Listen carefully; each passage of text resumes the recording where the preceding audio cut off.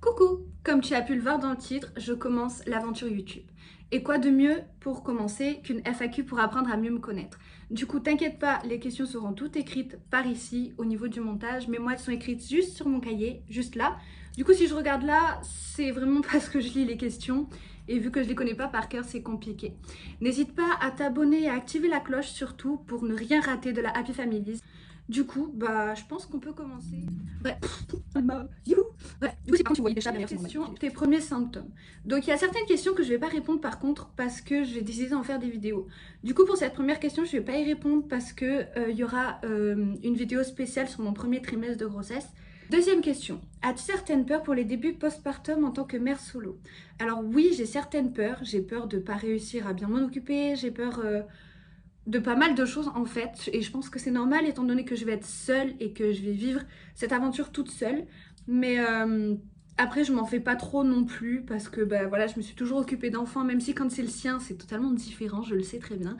Mais je pense pas vraiment à ça parce que sinon ça va me stresser et ça sert à rien parce que je profite plus de ma grossesse que de stresser quoi.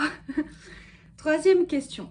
Étais-tu avec le géniteur au moment de la conception? Alors oui, j'étais avec lui.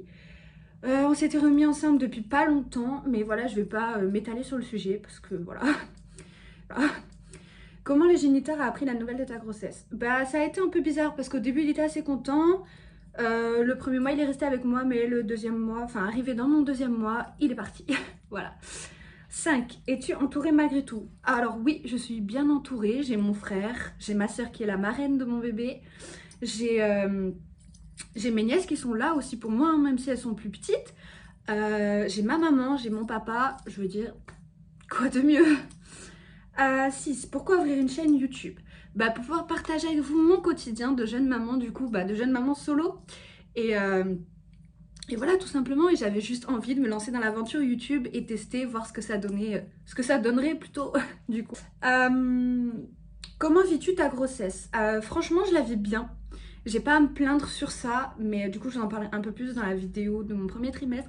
Mais j'ai vraiment pas à me plaindre sur ma grossesse. Je la vis super bien et je l'apprécie énormément.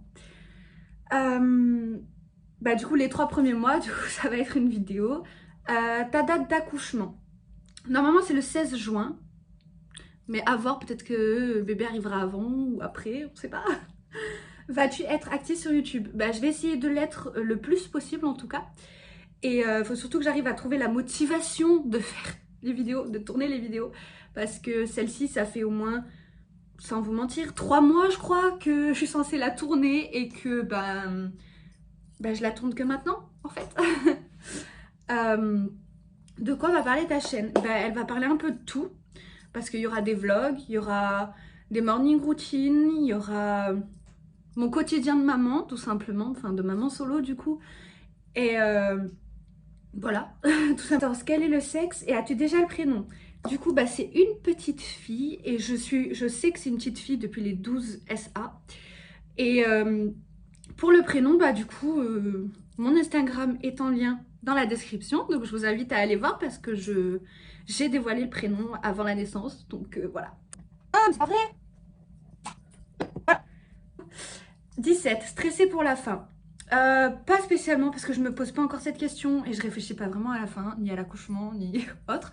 Parce que déjà ça me stresse quand même pas mal parce que étant donné que je ne veux pas la péridurale, ça me fait un peu plus stresser mais finalement non parce que c'est juste une méga aventure en plus qui commencera avec ma petite princesse donc non pas spécialement. Tu es née quand? Tu as vécu où ton parcours? Je suis née le 17 août 1999 du coup, donc j'ai 20 ans. Au niveau de où j'ai vécu et mon parcours, je vous ferai aussi une vidéo spéciale sur ça. 23. Comment imaginais-tu vivre cette grossesse avant d'être enceinte par rapport à comment elle se passe aujourd'hui? Un peu comme dans les films, hein, on va dire. Je me voyais plus avec le papa de ma fille, vivre une vie de famille, vivre tout ça ensemble, en fait, vivre la grossesse ensemble tout simplement. Et par rapport à comment je la passe maintenant, je la vis toute seule. Donc c'est vrai que des fois c'est compliqué. Des fois ça va être simple parce que du coup pour les choix à faire, c'est à moi de les prendre. Donc voilà. Mais c'est vrai qu'il y a certaines choses où parfois c'est un peu plus compliqué, parfois ben, ça va pas. Mais après, j'ai quand même derrière moi pas mal de personnes qui sont là pour m'aider et pour me rebooster et voilà, me dire que j'y arriverai, même si parfois j'ai l'impression que j'y arriverai pas toute seule. Euh, euh, Bébé voulu ou surprise? Bah du coup, comme je l'ai dit plus tôt, plutôt surprise, même si elle était voulue. Elle était surprise, mais elle était voulue, mais pas tout de suite. Mais elle est arrivée plus tôt que prévu, donc bébé surprise. À l'arrivée de bébé, comment prévois-tu les débuts?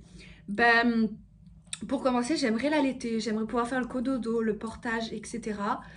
Euh, Faire une éducation positive aussi. Euh, Puis beaucoup de choses, beaucoup de choses. Plus le soleil se couche. Euh,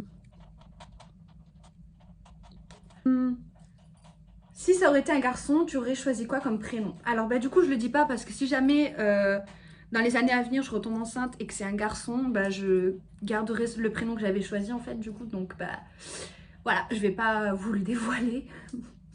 Quels étaient tes surnoms étant petite? Bah OC, CC, ma chérie, mon poussin, enfin voilà quoi, tous les vrais noms qu'on donne aux enfants quoi. Tes plus belles rencontres 2019. Oula. Alors il y en a eu beaucoup, donc je peux pas les énumérer parce que voilà, il y en a eu pas mal. Euh, donc c'est un peu compliqué de tous les dire, mais c'est vrai qu'il y en a eu pas mal et c'est vrai que je suis hyper contente d'avoir rencontré certaines personnes.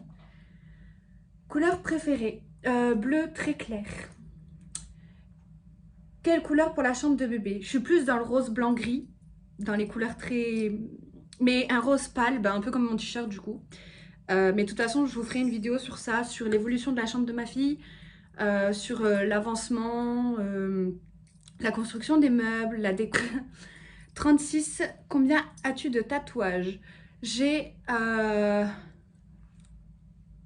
vrai, je sais pas. 2, 3, 4, 5, 6, 7, 7, 8. J'en ai 8.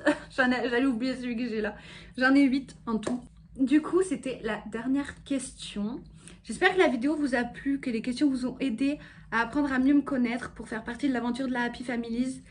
Et donc si ensuite vous avez des idées de vidéos ou autres, n'hésitez pas à commenter. Et voilà, je vous fais tout simplement de gros bisous.